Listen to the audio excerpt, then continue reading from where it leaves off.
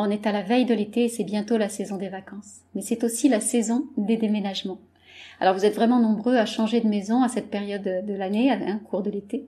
Et un déménagement, c'est jamais tout à fait anodin dans notre vie. Ça vient nous bousculer.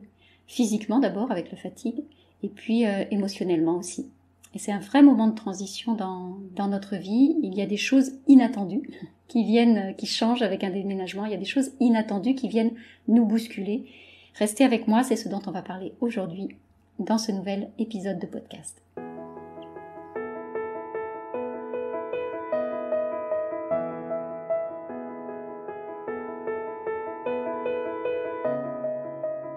Bienvenue à la maison, bienvenue chez toi.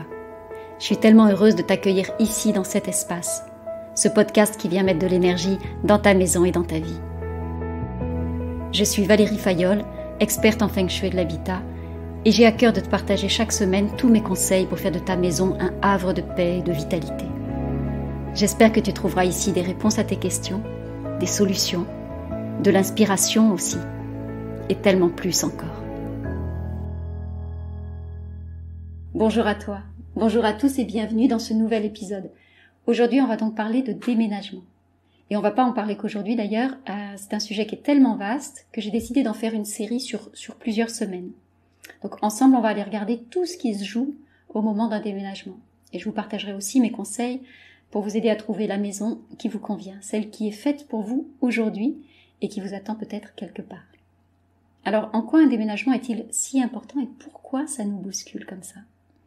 Ce qu'il y a de super avec ce sujet, c'est qu'il est vraiment universel. En tout cas, dans notre mode de vie contemporain, on a tous déménagé au moins une fois dans notre histoire, ne serait-ce que quand on a quitté le domicile parental pour aller s'installer ailleurs et voler de nos propres ailes. Donc on a tous du vécu, on a tous une expérience et on a tous des souvenirs associés à ce changement de maison. Alors quand on parle de déménagement, il y a 2 points que ça vient éveiller pour la plupart d'entre nous. Le premier point, c'est la fatigue que ça va représenter. Et on sait que ça peut être un moment qui est tendu pour nous, un moment qui est tendu pour tous ceux qui déménagent d'ailleurs, parce que entre amis, quand quelqu'un s'apprête à vivre un déménagement, on peut aller souhaiter, on va aller dire bon courage pour ton déménagement, comme si voilà, c'était universellement acquis, que c'était un passage un petit peu étroit. Alors c'est vrai qu'en général, avec un déménagement, il y a un timing à tenir, il y a une deadline, il y a beaucoup de choses à faire, il y a beaucoup de choses à penser. Et ça c'est vrai même si on a de l'aide extérieure, même si on a fait appel à un déménageur, il y a une charge qui est là, il y a une charge qui vient nous impacter directement. Et donc il peut y avoir du stress par anticipation de cette fatigue annoncée qu'on connaît tous. Voilà, donc on baigne dans cet égrégore et on vient stresser à cet endroit-là parce qu'on sait que... Ça c'était le premier point, la fatigue physique. Et le deuxième point que ça vient éveiller quand on évoque un déménagement, c'est la notion de changement. Un déménagement, ça vient vraiment marquer une nouvelle étape. Et d'ailleurs, regardez comment vous associez vous-même les différentes étapes de votre vie aussi à des changements de maison. Si vous visualisez votre vie, si vous la dépliez sur une ligne de temps, il est probable que que vous disiez de telle date à telle date, j'habitais à tel endroit et il s'est passé ça. Et vous associez vraiment un vécu avec un lieu. Donc dans notre mémoire, en fait, nos déménagements sont des marqueurs temporels. Ils viennent marquer des étapes de vie. C'est comme s'il y avait un avant et un après. Donc c'est pas du tout anodin ce qui se passe là. Cette notion de changement annoncé à la veille d'un déménagement, ça peut nous mettre en joie. Ça peut tout à fait être quelque chose de très excitant, mais ça peut aussi nous effrayer. Et ces 2 émotions-là, elles sont tout à fait légitimes. Et on peut même les ressentir simultanément. On peut avoir en même temps l'élan d'un ailleurs et l'appréhender aussi. C'est d'ailleurs souvent ce qui fait qu'on a du mal à bouger de chez soi. On a du mal à aller vers un déménagement si c'est ce qu'on souhaite, alors qu'on le souhaite, parce que à la fois on le désire et en même temps, ça nous effraie. Donc ça, c'est vraiment important de le prendre en compte.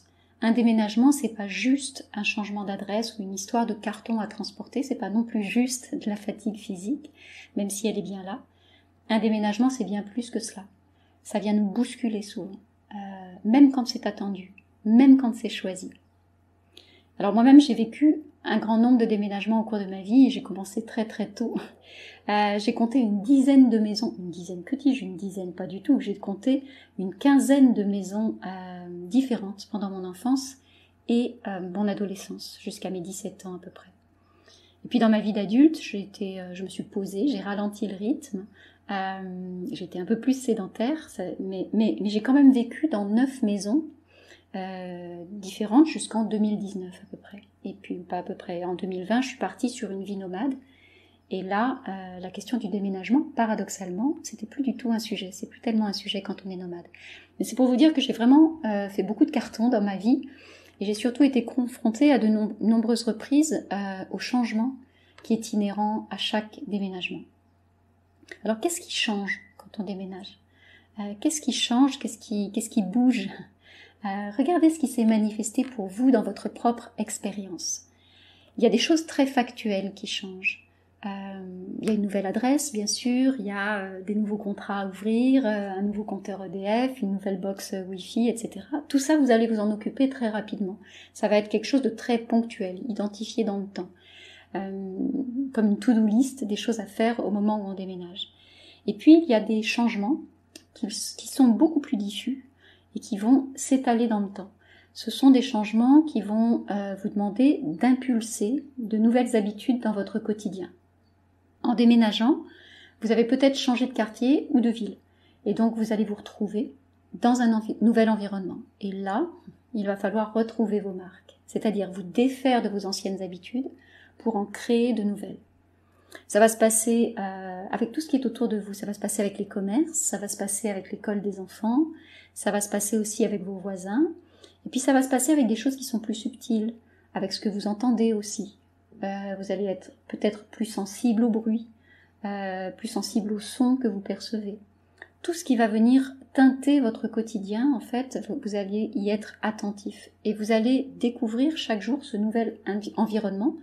Et inconsciemment, vous allez chercher des repères. Vous allez chercher du déjà connu. Qu'est-ce qui est là, sous mes yeux, ou à mes oreilles, et que je connais déjà ? Et tout ce qui est inconnu, vous allez avoir besoin d'un temps de transition pour vous familiariser avec, vraiment pour vous aider à passer de l'inconnu au connu. Et ça, c'est un processus qui est tout à fait normal, c'est un processus qu'on vit tous. Mais ce moment de transition-là, il est plus ou moins long, il est plus ou moins confortable aussi selon les personnes. Et ça va dépendre de votre capacité d'adaptation, de notre capacité d'adaptation, parce que moi aussi je suis concernée bien sûr. Et puis ça va aussi dépendre de l'étendue de la nouveauté. Si vous restez dans le même quartier, l'adaptation elle sera beaucoup plus rapide que si vous changez de pays par exemple. Quand on s'expatrie à l'autre bout du monde, il y a une perte totale de repères. Et là, ça demande un temps plus long pour recréer un espace du connu, surtout si vous changez de langue. Ça va demander plus de temps pour recréer un environnement dans lequel vous allez vous sentir totalement à l'aise, confortable, en sécurité. Et puis si vous êtes seul ou si vous êtes en famille aussi, ça va faire une différence. Parce que si vous déménagez en famille ou en couple, d'ailleurs c'est pareil, vous emmenez du connu avec vous. L'autre, votre conjoint, vos enfants, les membres du foyer sont déjà un point de repère pour vous. C'est votre champ du connu dans ce nouvel environnement qui, lui, ne l'est pas. Et donc, cette notion de transition pour passer de l'inconnu au connu, c'est vraiment quelque chose d'important au moment où vous déménagez. Ça va venir vous impacter, que vous le vouliez ou non, et ça peut vraiment créer de l'inconfort. Mais si vous en avez conscience, si vous avez conscience de la transition qui est à l'œuvre à ce moment-là, elle sera beaucoup plus douce et elle sera aussi beaucoup plus harmonieuse. Et là, vous allez aller au-devant de la nouveauté avec de la curiosité, plutôt qu'avec de l'appréhension. Et ça, vraiment, ça change tout. Donc, si vous êtes en train de déménager aujourd'hui, prenez vraiment soin de cette période de transition. Donnez-vous le temps et abordez-la avec douceur aussi, puis avec de la bienveillance pour vous.